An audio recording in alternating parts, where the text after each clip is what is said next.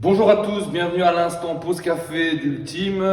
Alors le concept de la pause café, c'est de vous faire partager certaines des nombreuses discussions qu'on peut avoir entre nous, que ce soit entre thérapeutes, entre coachs ou entre coachs et thérapeutes. Soit à propos de nos clients, à nos patients, ou alors par rapport à des sujets bien spécifiques. Salut Nico. Salut Pierre. Donc on est tous les deux coachs chez Ultime, tous les deux préparateurs physiques, prof d'éducation physique à la base. Et tous les deux on s'est formés au réflexe archaïque. Si tu veux bien parler un peu des réflexes archaïques pour cadrer le sujet du jour.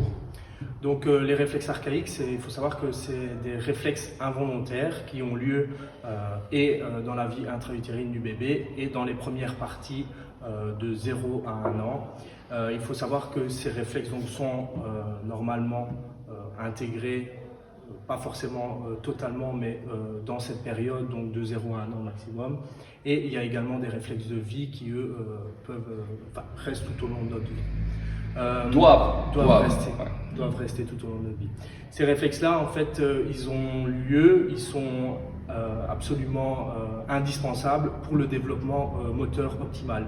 Donc, ils vont intervenir à certains moments afin de pouvoir développer la psychomotricité qui permet aux nombreux déplacements, donc que ce soit du départ du sol pour aller jusqu'aux quatre pattes et puis remonter jusqu'en position debout. Ouais, super. Peut-être un réflexe que tout le monde connaît, que tout le monde a déjà pu initier. Si vous avez un nouveau-né, vous mettez votre doigt dans sa main se referme, c'est un réflexe naturel. Il faut savoir que la plupart des mouvements ne sont pas des mouvements volontaires, mais sont des mouvements réflexes. Contraction du cœur, vous n'avez pas besoin de le faire de manière volontaire. Si vous perdez l'équilibre, vous rattrapez, c'est aussi un mouvement réflexe. Est-ce que tu peux nous expliquer mais par rapport, que ce soit dans ton job de prof d'éducation physique, comme dans ton job de coach préparateur physique, les moments où tu as justement été confronté à des réflexes archaïques non intégrés. Donc en fait, non intégrés, ça veut dire que il n'a pas été inhibé. Donc, comme il disait, logiquement, il y en a qui s'intègrent donc entre 0 et 1 an. Et après, on ne doit plus avoir ce réflexe-là. Seulement un choc émotionnel ou un manque de mouvement, de ramper, des quatre pattes, on va aller rapidement à ce niveau-là, mais peuvent faire en sorte que ce réflexe est toujours présent à l'âge adulte. Et on a eu pas mal de conversations justement où Nico m'expliquait où il était confronté à ces réflexes, où avant il n'avait pas les outils, et maintenant grâce à ça, il les a. Donc il faut savoir que c'est un curseur, donc c'est pas on ou off. Les réflexes peuvent être intégrés partiellement ou complètement ou à l'inverse. Donc c'est vraiment un curseur qu'on va venir déplacer. Moi j'ai été confronté dans mes cours, que ce soit en éducation physique avec des élèves, donc je travaille dans le primaire, donc des élèves de 6 à 12 ans, ou ici avec des clients de chez Ultime. Donc ce que je retrouve principalement dans les réflexes, c'est le réflexe de Moro, qui est un réflexe d'ouverture et de fermeture qu'on retrouve sur la roulade. Et je prenais les enfants, je leur demandais de travailler la roulade arrière, je proposais des ateliers, des choses comme ça. Et au final, je me rendais compte que j'étais face à un mur avec certains enfants où ils avaient une crainte de partir vers l'arrière et on avait beau les rassurer, il y avait tout un aspect émotionnel et cognitif qui rentrait en compte et c'était totalement ingérable. Et suite à ces formations-là, ça m'a appris un petit peu à avoir des outils qui me permettent d'aller sur des choses beaucoup plus simplifiées et de savoir en fait vraiment ce que les enfants ont, entre autres, et pour ne pas les brusquer. Voilà, on pourrait penser parfois que c'est un manque de motivation ou de choses comme ça quand on n'a pas toutes les cartes en main, et au final on se retrouve qu'il y a vraiment des blocages, et encore une fois c'est quelque chose d'involontaire, donc c'est quelque chose qui n'est pas maîtrisé. On peut lui dire 1000 fois de se contrôler, c'est quelque chose qu'ils ne peuvent pas faire. Voilà. Le réflexe de Moro est aussi associé à de l'anxiété. Donc en fait, les gens qui ont le réflexe de Moro ont toujours l'impression que quelque chose va leur tomber sur la tête. Et donc en fait, ce qui est particulièrement intéressant, c'est qu'on arrive à régler par le mouvement et l'intégration de ce réflexe, mais également les soucis d'ordre psychologique, ce qui nous permet de travailler énormément avec les psychologues chez Ultime et neuropsychologues. On parle la même langue et justement on est en complément. Donc l'idée c'est pas de uniquement intégrer et ne pas gérer le côté émotionnel, anxiété, mais si on ne s'attarde que au côté émotionnel, anxiété et qu'on n'intègre pas ce réflexe, ben ça va jamais se régler. On a également ça sur des personnes qui veulent faire un squat et qui n'arrivent pas justement à partir en squat et à porter à un moment donné le poids légèrement vers l'arrière, surtout des terriens qui en auraient besoin. Préférence motrice, on en parlera une prochaine fois, mais donc on retrouve, et par l'activation neurologique, quelques éléments d'activation, ben dans la séance ils arrivent à le faire. Alors évidemment pour l'intégrer ça demande de répéter ça régulièrement, mais les exercices qu'on a nous permettent pas d'intégrer momentané, mais en tout cas permettre le mouvement et d'avoir les sensations instantanées. Une chose qui était très importante sur laquelle Pierre est venu, c'est vraiment cet aspect, on travaille d'un point de vue sportif, mais il y a aussi vraiment tout un point de vue avec les enfants sur l'intégration émotionnelle et même au niveau cognitif, lecture. Les trois, je t'interromps, excuse-moi, mais vraiment les trois parties, donc moteur, émotionnel, cognitif, ça va ensemble. Donc s'il y a un réflexe qui est présent, en fait il va venir perturber les trois. Et là on va parler d'un autre réflexe, qui est le réflexe de Galland. Le réflexe de Galland, en fait, c'est un réflexe, si on active ici la colonne du bébé, il va avoir ce mouvement de flexion, d'inclinaison plutôt. Et en fait, il y a des mouvements, c'est encore présent chez certains sportifs, ça va leur donner une certaine latéralité. Si un gardien de but, il va peut-être être très bon sur sa ligne, mais il n'arrivera pas à sortir de sa ligne. Un joueur de tennis sera peut-être un super défenseur s'il a le réflexe de Galland, mais on aura du mal à aller attaquer au filet.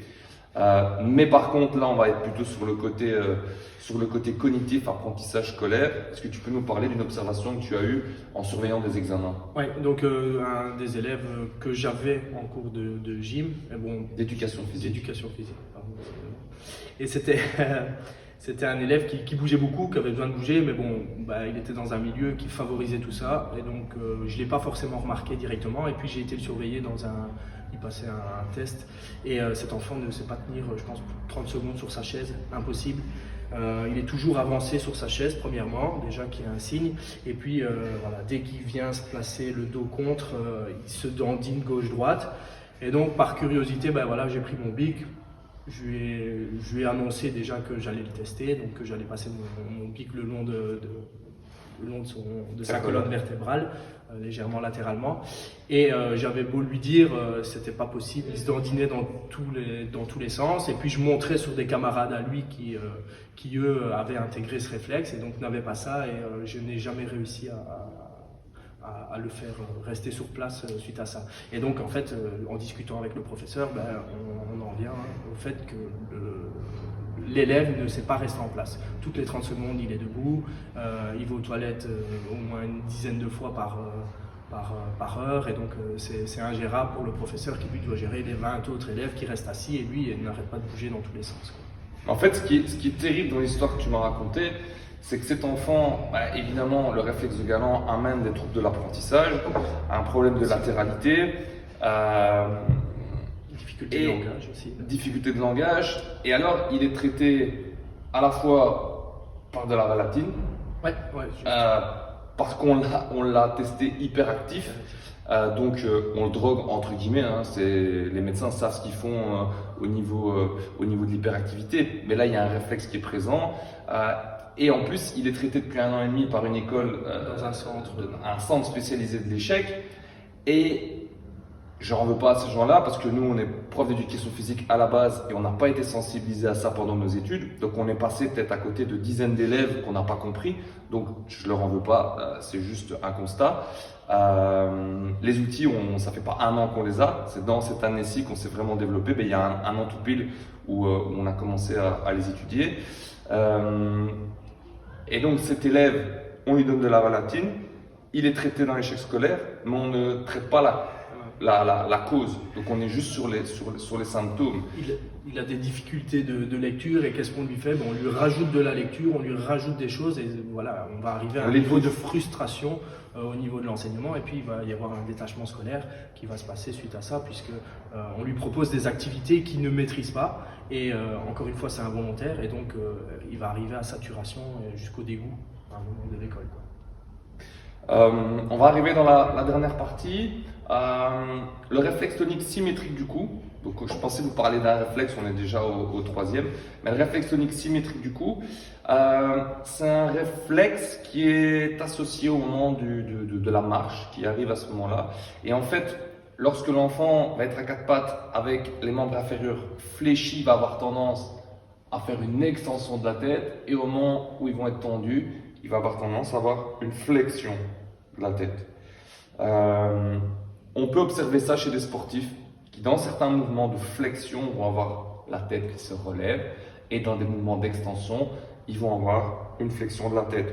On a également des gens qui vont, au moment où ils vont être en train être sur le banc à l'école, ils vont avoir tendance à avoir une extension des membres inférieurs parce qu'il y a la tête qui est en flexion. Quand ils vont lever le regard, ça va faire l'effet inverse où ils vont avoir tendance à avoir une flexion de jambes. Moi j'ai eu ce souci là dans le secondaire également, à l'escalade. Donc l'escalade, on connaît le mouvement pour assurer. Et en fait, l'élève, il relevait la tête, il avait une flexion des membres inférieurs et puis hop, il avait une extension. Et donc en fait, il était toujours comme sur un ressort et c'était très difficile pour lui d'intégrer le mouvement des 5 phases du mouvement parce qu'en plus, il y avait ce mouvement des membres inférieurs. Ça arrive également chez les sportifs de haut niveau. On a un sportif de haut niveau, un boxeur, un grand espoir de la boxe qui est chez nous. Et sous certaines observations et testing, on a remarqué ce réflexe. Je vais vous mettre en lien ou en commentaire les vidéos. Vous allez voir quand il est sur le ski erg, en moment de flexion, il y a une extension. Beaucoup de gens la font, mais chez lui, elle est très marquée. Et alors, quand il est sur le rameur, à la fin de l'extension des jambes, il y a vraiment une flexion de la tête. Donc, on peut vraiment voir ce réflexe qui est encore vraiment actif chez lui. Ce qui veut dire que notre job, à côté de le préparer physiquement, ça va être lui permettre d'intégrer le réflexe pour qu'il n'y ait plus cette motricité involontaire qui vienne perturber son mouvement et qui soit de manière beaucoup plus harmonieuse. Donc, on active l'essence avant chaque cours pour justement permettre aux personnes de se mettre en mode les déverrouiller, ne pas être en mode sécurité. Si on sait qu'ils ont un ou deux blocages au niveau des entrées sensorielles, on va venir déverrouiller ça. Ça, on le fait avant chaque cours avec tout le monde. Et quand on remarque qu'il y a quelqu'un qui a un réflexe vraiment très présent et qui est problématique, à ce moment-là, ça nous permet de l'enlever du groupe, lui donner les exercices appropriés. Si c'est vraiment très très présent, à ce moment-là, on peut avoir si ça pose un problème dans sa vie quotidienne, un travail avec nos collègues.